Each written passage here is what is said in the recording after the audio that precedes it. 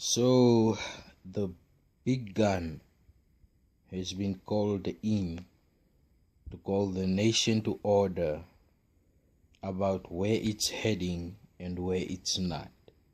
And where it's not is that the government has not failed the people. My heroes of last week were Theo Ben Gurilab, someone birthed by a high school of Okahanja. That made it more meaningful for me. And then there was Nahas Angula. And we all know his history. And we all know he has always called and has always held up the people's plights, going back all the way to the struggle kids.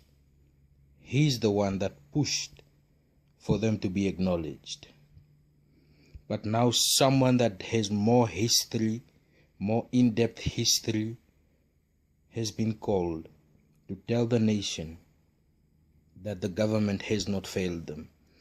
Well, I would say that SWAPO, yes, SWAPO has not failed the people. No, SWAPO has not failed the people, and this is clear when you look at the election results, whether they were rigged or not, whether they won by 60, 70, or the 87 or 86. SWAPO has shown itself, right? They have proved themselves. They have their legacy of proving themselves as a party is there. But the government, or as someone would always tell me,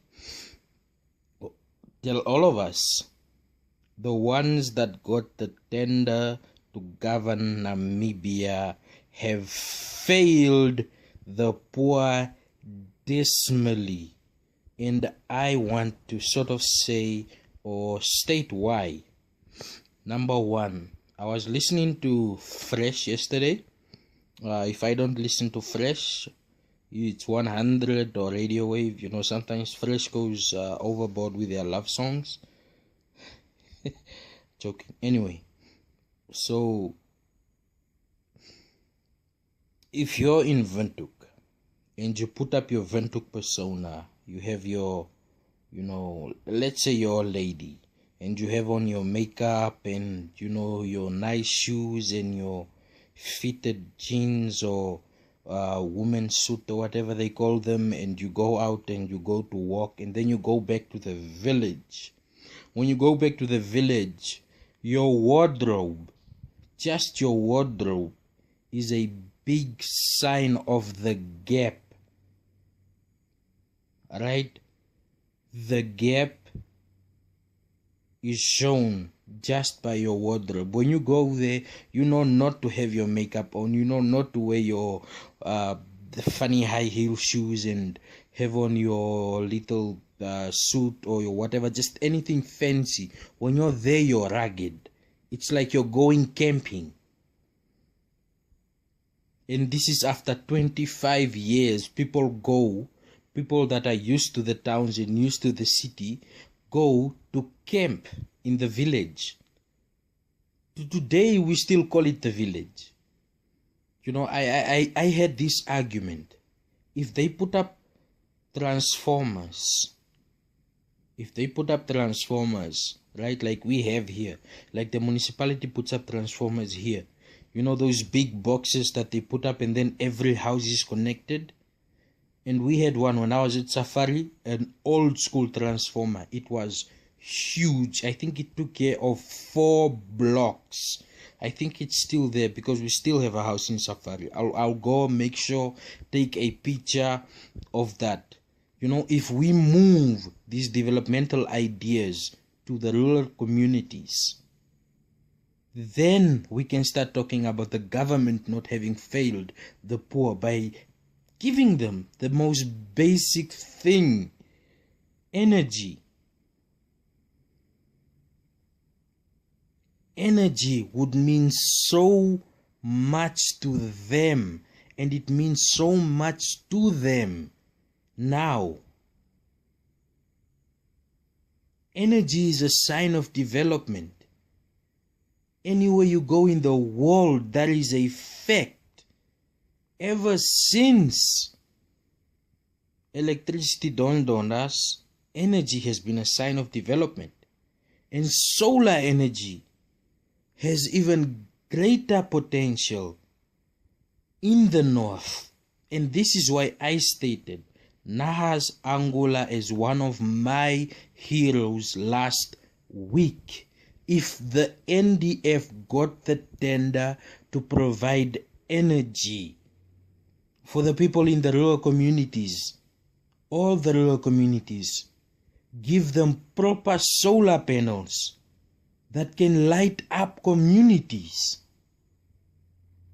right? That would be innovation of those young kids there. The ones that are surrounding that area would see this. That will be changing what they view around them every single day. It will be turning on the light. I'm not saying go give them TVs. No. But why do people have to buy 90,000 Namibian dollars worth of transformers? Energy has become a luxury there. And now let's not even talk about sanitation. There is no sanitation plan to date that suits the rural environment. Why? Because we're not looking at the commercial farms who have already gotten. They already have the answer to this. They have flushing toilets. Why aren't we looking to the commercial farmers, seeing how they live? Taking ideas from them, taking it there, and then innovating.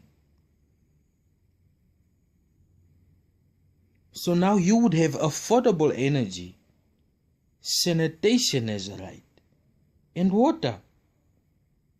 And then people don't have to work towards the basic needs. Then people can start seeing beyond the basic needs. Then you have people growing outside of their environment. Then they don't have to be called peasants, because they would have access to things like, news,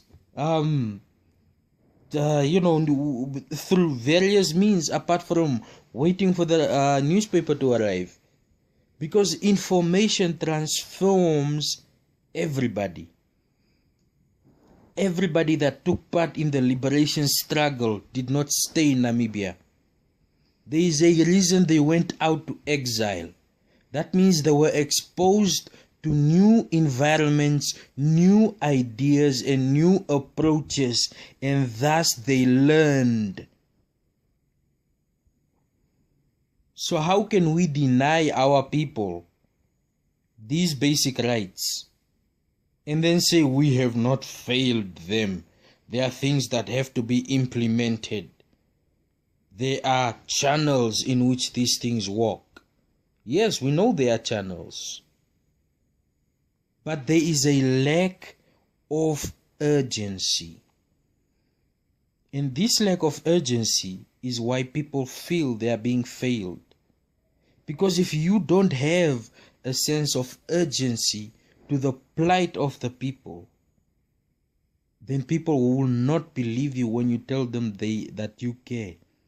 And this is the first time in a long time that the founding father has said something and people brushed it off.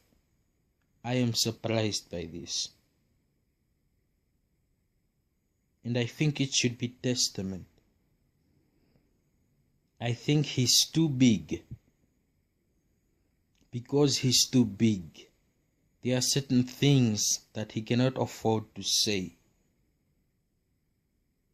And I completely understand that. He's still one of my top heroes. And I respect him. I will never forget his finger pointing at Blair.